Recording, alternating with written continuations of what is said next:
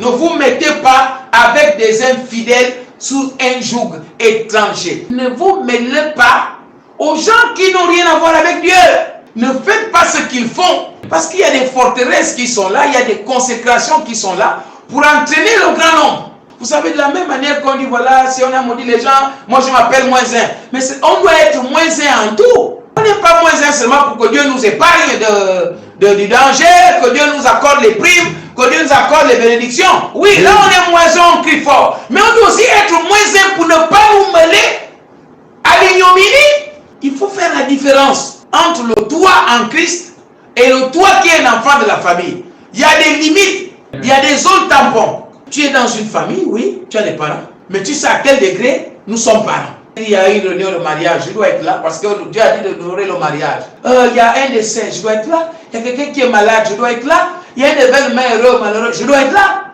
Mais s'il faut être là parce qu'il y a un gosset de la famille, tu dis là, je ne suis plus là. Il y a quel rapport entre ce qui est juste et ce qui est mal? Le péché, c'est l'acte ponctuel que tu as raté ton objectif avec Dieu. Mais l'iniquité, c'est quand tu vas t'asseoir dans le péché pour dire je suis et que tu ne veux pas quitter. Pourquoi tu trouves toujours une raison quand on te fait une remarque? Laisse! On est plus facile, prompt à reprocher les autres, prompt à faire des remarques aux autres, mais qu'on n'accepte pas. Comment peux-tu voir la poutre qui est dans l'œil de ton prochain et tu ne vois pas celle qui est dans ton œil? Or, vous savez que si on ne se débarrasse pas des forteresses qui sont en nous, il sera difficile de briser celles qui sont externes.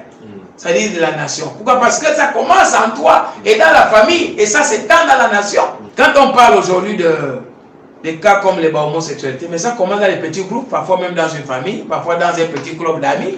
Et après, ils trouvent le plaisir d'étendre ça. C'est pour cela que nous devons veiller.